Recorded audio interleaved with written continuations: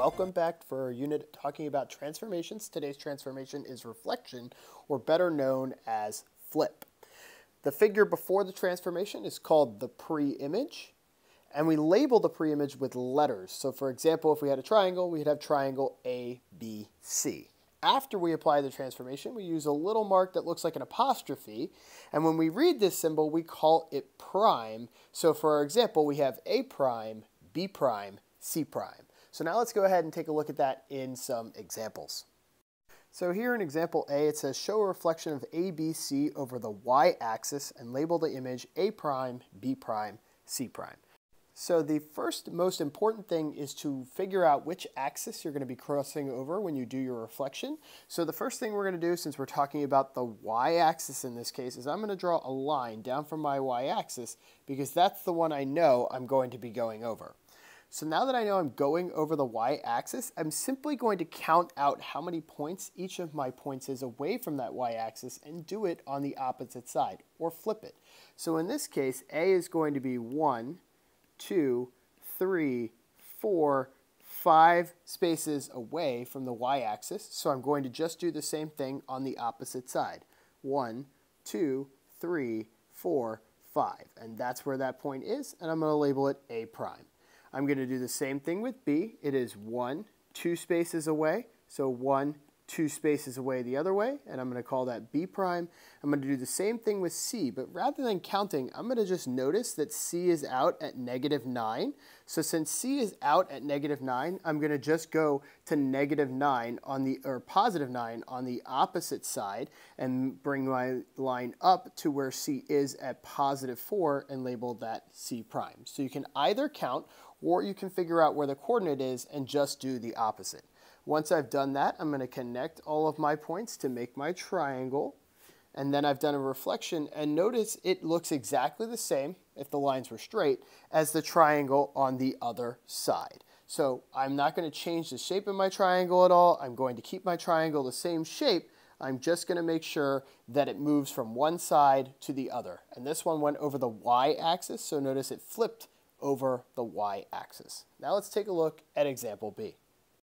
So here in example B, it says show a reflection over the horizontal axis and label the image D prime, E prime, F prime. So the first thing I'm going to do is start by figuring out which axis I'm going over, and since it says horizontal, I'm going to figure out and draw a line across my horizontal axis because that's the one I'm going to be flipping over. And again, I can count just like I did the last time, but instead of counting from the y, this time I'm going to count from the x. So my D has gone 1, 2 spaces, so I'm going to go 1, 2 spaces the opposite direction and label that D prime. I'm going to do the same thing for E. It's gone 1 space, so I'm going to go 1 space the other way and call that E prime. And then I've got F, and I could count, but I'm going to notice that it's at -5, so I'm going to just stay on that line and go up to +5 because that would be the opposite and label that F prime. So now that I've got all my points, I'm going to go ahead and connect them using lines to make my triangle, and notice it flipped over. Now this triangle was both in positive and negative coordinates. It was split by the axis that we were going over, but that doesn't matter because all we're doing is flipping the points to their opposites. That's it. We don't care whether it's over one side or the other, or most of it's in the middle. It doesn't matter. We just want to do the opposite. Now let's try some practice problems on your own. So here we are at practice number 1. It says show the reflection over the vertical axis. Label the image G prime, H prime, J prime. So you're going to try this one on your own. You're going to pause the video now, then press play again to see if you are right. How did you do? Did your triangle look like mine? Did it flip exactly over the axis? Notice the points should line up. So if G is at +3, +4, G prime is at -3, +4. If yours looks like mine, great. If not, go ahead and make sure that it does look like mine now, and let's move on to the next example. So here at example C, it says the parallelogram ABCD has the following vertices and to reflect the parallelogram over the horizontal axis. What are the coordinates of the image A prime, B prime, C prime, D prime, and show the graph of A prime, B prime, C prime, D prime on the coordinate plane. So there's a couple of ways we could do this. The first is we could draw the original shape and do our counting like we just did. However, there's a faster way. Because we have the points, and we've already explored a little bit of them being opposites, what we need to remember is the opposite coordinate is the inverse. So in this case, since we're talking about the horizontal axis as the thing that we're going to be going over, the thing that we're going to be needing to change is the y-coordinate because it is the opposite of horizontal. So likewise, if we were going over the vertical axis, the thing that would change would be the x-coordinate. But since we're going over the horizontal axis, we're going to be changing the y-coordinate. So since we have -5, +3, and we're going to be changing only the y-coordinate, that's the only coordinate that we're going to be changing, we should end up with -5, -3. That's the only coordinate that we're changing is the y. Same thing with b. We're going to change only the y to its inverse. So -1, -3. With c, we're going to have -3, and the opposite of 0 is 0, so that's just going to stay 0. And d, we've got -7, and again, the opposite coordinate of 0 is 0, so we have -7, 0. So we didn't have to draw the shape. We just needed to know that rule to change which point we needed to change. So when we write them down in the box, we should have a prime is -5, -3, b prime -1, -3, c prime -3, 0, and d prime -7, 0. But that's not the end of the problem because the problem asks us to show this on the coordinate plane. So now we need to graph what we just figured out. So we need to go to -5, -3, and bring ourselves down, -5, -3, and label that a prime. We need to go to -1, -3, and label that b prime. We need to go to -3, 0, and label that c prime. And we need to go to -7, 0, and label that d prime. And now we've got our parallelogram connecting all of our points using lines. And we should have ourselves a nice parallelogram, which is what they asked us to draw. Now let's have you try another practice problem. Here we are at practice number 2, and it says KLM has the vertices that are listed below, and reflect the triangle over the vertical axis. Find the coordinates of L prime. So all you need to do when you're doing this practice problem is find L. K and M don't matter. They gave you a graph. You can use that if you want, or you can use that rule that we just talked about. It's up to you. So pause the video now, try the best that you can, then press play again to see if you are right. How did you do? Did you get 4, -4?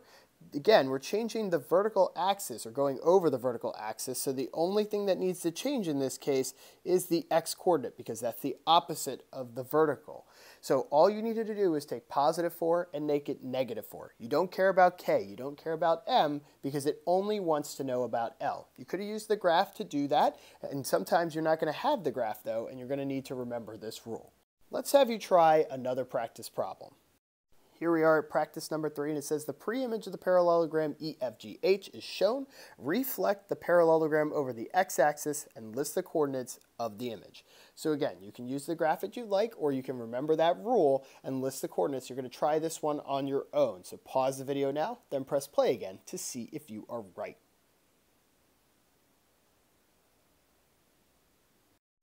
How did you do? Did you end up with the same answers that I did? Hopefully you did. If not, go ahead and make yours look like mine now. You either had to figure out the original points and then be able to make the changes, or you did the counting method and then wrote those points down. Hopefully you got it correct. Now let's take a look at some follow-up questions. So here are some questions they want us to answer, and it says the pre-image of the parallelogram lies in quadrant 4 and was reflected over the x-axis. What quadrant will the image lie? Hint, draw yourself a picture. So let's go ahead and do that now. We're going to draw a picture of our coordinate plane, and we're going to label that 1, 2, 3, 4. Remember that the quadrants go in a nice little C pattern, and it says that the shape is in quadrant 4. So we've got whatever shape it is of the parallelogram over here in quadrant 4, and it's going to be reflecting over the x-axis. So if I'm going over the x-axis, I can take a look and notice that my shape is going to end up right there in quadrant 1. The second question says the pre-image of the pentagon lies in quadrant 3 and is reflected over the y-axis. What quadrant will the image lie? Hint, draw ourselves another picture. So again, we're going to draw our coordinate plane, and we're going to label it with 1, 2, 3, and 4. And then it tells us that the shape is going to be in quadrant 3. So here's our shape of our pentagon, and it's going to be going over the y-axis. So we've got over the y-axis. So if I do that, where's my shape going to end up? And it's going to end up in quadrant 4. The last question it wants to know is the image and the pre-image are congruent or similar. So we're just trying to determine whether the shape is going to look exactly like the shape before or if it's going to look similar, like maybe it's changed its size. However, when we talk about reflection, our shape should always be congruent. They're going to be the exact same shape and the exact same size. They're just going to look like they're mirror opposites of each other. That brings us to the end of this video. So if you like this video, go ahead and throw us a thumbs up. If you love this video, go ahead and throw us a sub, and we will catch you in the next one.